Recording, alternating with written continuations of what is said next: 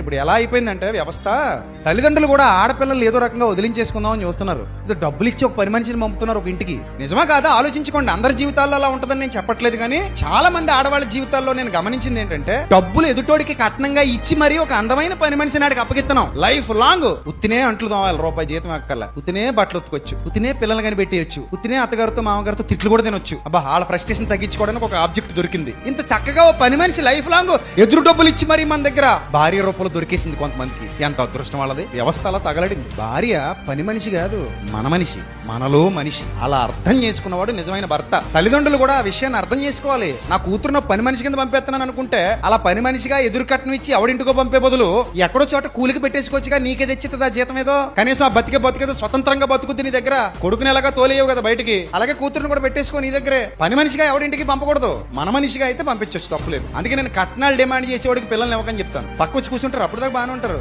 అదే మరి ఏదో మాట్లాడేసుకుంటే ఏం మాట్లాడేసుకుంటావు నీ మొహం. అలా ఏమైనా ఇస్తే తీసుకో గిఫ్ట్ గా, నువ్వు కూడా ఈ గిఫ్ట్ తప్పలేదు.